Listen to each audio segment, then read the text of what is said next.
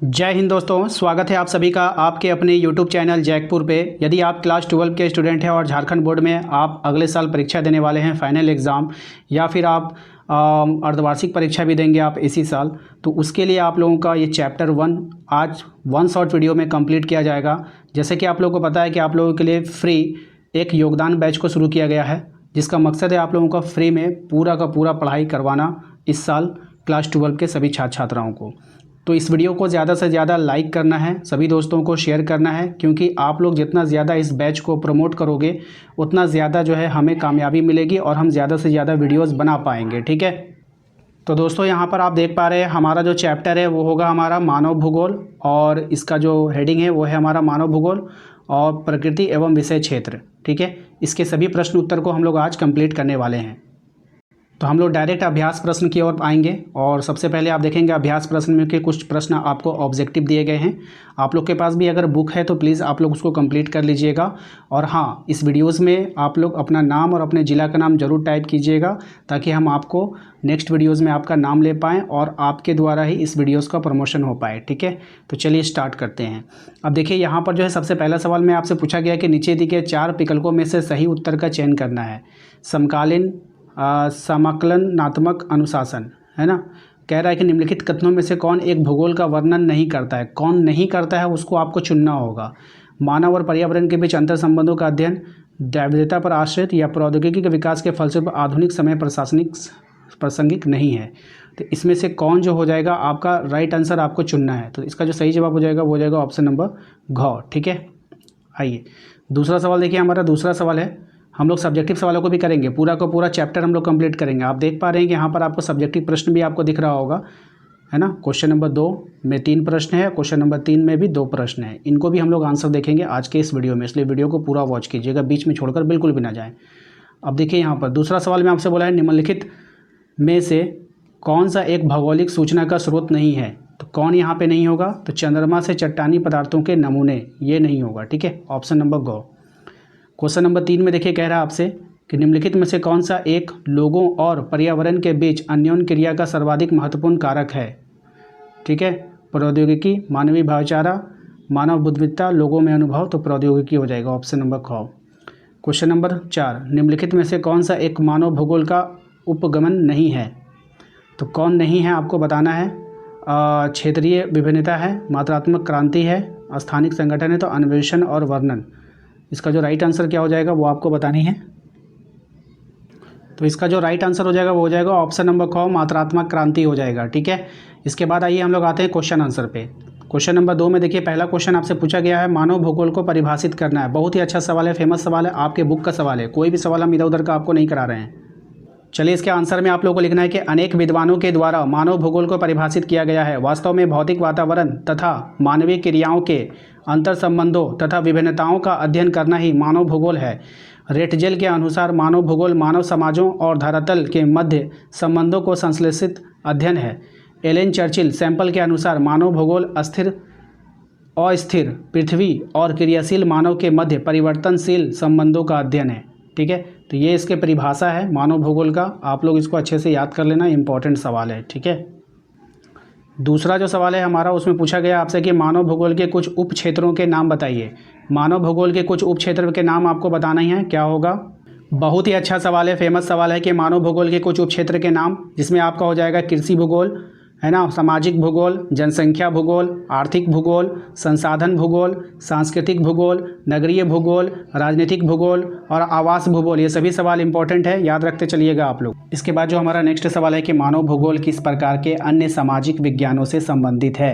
यह भी सवाल अच्छा है, यानी कि यहाँ पे जितना भी सवाल है ना, पहले चैप्टर मोस्ट इंपॉर्टेंट है। पहला चैप्टर आपका समझ लो इतना ही इंपॉर्टेंट है कि मैं गारंटी देता हूँ कि जब आप एग्ज़ाम देने जाओगे ना, कोई भी एग्ज़ाम आप दोगे, अर्धवार्षिक परीक्षा दोगे या फिर फाइनल एग्ज़ाम दोगे, तो पहला चैप्टर से आपका एक क्वेश्चन देखिए यहाँ से कंफर्म आपका पूछा जाएगा, पक्का एक क्वेश्चन आपसे यहाँ से आएगा ही आएगा। इसलिए सब सवालों को अच्छे से आपको कर लेना है। ठीक है,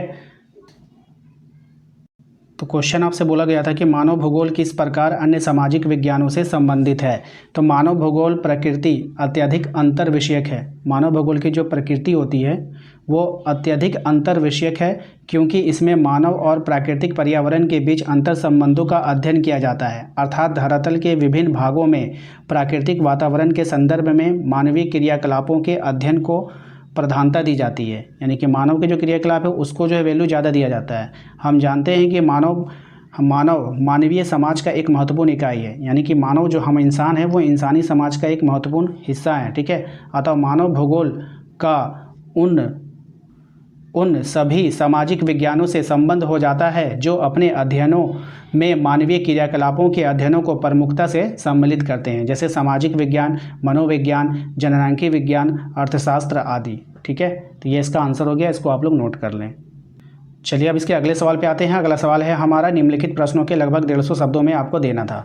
मानव के प्राकृतिकरण की व्याख्या कीजिए। मानव के प्राकृतिकरण की व्याख्या कीजिए। चलिए इसके आंसर को हम देख लेते हैं। ये दीर्घ प्रश्न में आता है, इसलिए थोड़ा सा इसका आंसर लंबा होगा। इससे आप लोग को घबराना नहीं है, समझ समझ कर आप लोग को याद करना है। तो मानव के प्राकृतिकरण का व्याख्या करना है। देखिए यहाँ पर आपको लिखना है कि आदिम अवस्था में जब प्रौद्योगिकी का स्तर अत्यंत निम्न था, यानी कि बहुत कम था, तब मानव प्रकृति के आदेशों के अनुसार अपने आप को ढालने के लिए बाध्य था। यानी कि मानव को जब उसके पास कुछ नहीं था, प्रौद्योगिकी का मतलब क्या, कोई भी मतलब कि फैक्ट्री नहीं था, कोई भी औजार नहीं था, है ना। तो उस समय वो अपने प्रकृति के अनुरूप ही चलता था। मतलब बारिश होगा तो पानी पिएंगे, फल मिलेगा तो खाएंगे, ज़बरदस्ती नहीं करता था वो। ठीक है ना। उस समय मानव के सामाजिक विकास की अवस्था भी अदीम थी।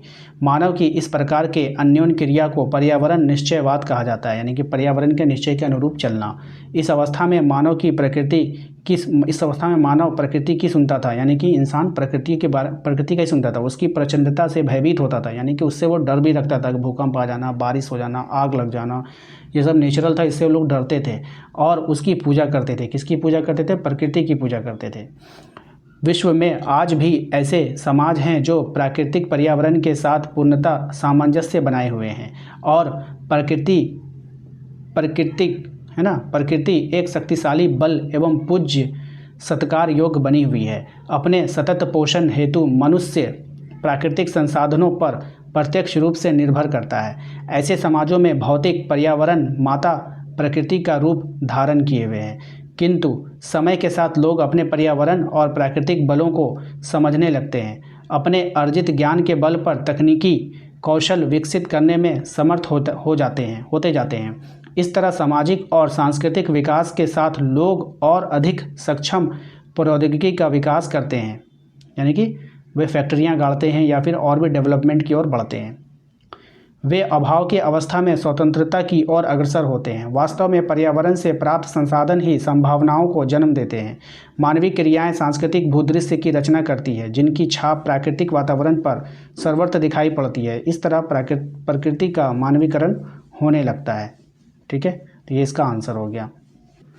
अगला और नेक्स्ट सवाल है हमारा कि मानव भूगोल के विषय क्षेत्र पर एक टिप्पणी आपको लिखना है। तो ये भी थोड़ा लॉन्ग हो जाएगा, क्योंकि टिप्पणी होता है या फिर व्याख्या होता है वो थोड़ा लंबा जाता है। ठीक है, तो चलिए इसका आंसर को देख लेते हैं। मानव भूगोल के विषय क्षेत्र पर एक टिप्पणी लिखने के लिए बोला गया आपको। तो मानव भूगोल की दो प्रमुख शाखाओं में से एक मुख्य शाखा है। वास्तव में भूगोल का अर्थ ही पृथ्वी को मानव के घर के रूप में समझना और उन सभी तत्वों का अध्ययन करना है जिन्होंने मानव को पोषित किया है। यानी कि भूगोल का है ना, वास्तव में भूगोल का अर्थ होता है कि जो पूरा पृथ्वी है उसको जो है इंसानों के घर के रूप में देखिए आप, और ये पूरा पृथ्वी जो है इंसान को पोषित कर रहा है, इंसान को पाल रहा है। ठीक है, इस तरह से आप उसको देखिए। मानव भूगोल में प्राकृतिक तथा मानवीय परिघटनाओं से स्थानिक वितरण एवं मानवीय जगत के बीच अंतर संबंधों, उनके घटित होने के कारणों तथा विश्व के विभिन्न भागों में सामाजिक और आर्थिक विभिन्नताओं का अध्ययन किया जाता है। ठीक है, आइए, सामाजिक विज्ञानों के अध्ययन केंद्र ही मानव होता है। मानव व उसके विकास में उसके द्वारा की गई अन्योन्य क्रियाओं के परिणाम स्वरूप विभिन्न सामाजिक विज्ञानों की उत्पत्ति संभव हुई है, जैसे समाजशास्त्र, मनोविज्ञान, मानव विज्ञान, कल्याण अर्थशास्त्र, जनांकीय अध्ययन, इतिहास, महामारी विज्ञान, सैन्य विज्ञान, लिंग अध्ययन, नगर व ग्रामीण नियोजन, नगरीय अध्ययन व नियोजन, राजनीति विज्ञान, अर्थशास्त्र, संसाधन अध्ययन, कृषि विज्ञान, औद्योगिक अर्थशास्त्र, व्यावसायिक अर्थशास्त्र व वाणिज्य, पर्यटन व यात्रा प्रबंधन तथा अंतर्राष्ट्रीय व्यापार आदि। अब देखिए यहाँ पर ध्यान दीजिएगा, यहाँ पर जो आदि वर्ड लगा दिया है इसकी एक खूबी है, मैं आपको बताऊंगा इसको सॉर्ट कैसे करना है आपको, ठीक है। इस तरह ज्ञान के विस्तार से के मानव भूगोल के नए उपक्षेत्र का विकास होता रहा है।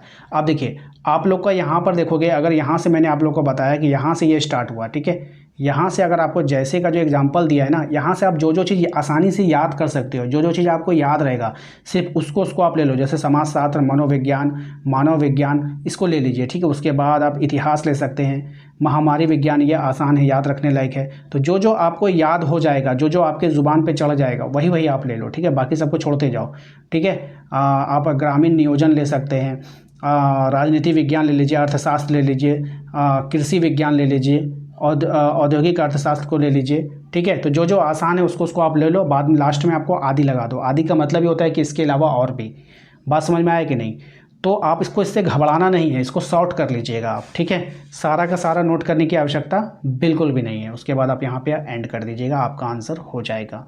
तो दोस्तों आशा करते हैं कि आप लोगों को आज का ये वीडियो पसंद आएगा। वीडियो अच्छा लगा है तो प्लीज़ वीडियो को लाइक कर दीजिए, चैनल को सब्सक्राइब कर लीजिए, कमेंट बॉक्स में आप अपना नाम और अपने ज़िला का नाम जरूर टाइप कीजिएगा। मिलते हैं नेक्स्ट अगले वीडियो में। Thank you.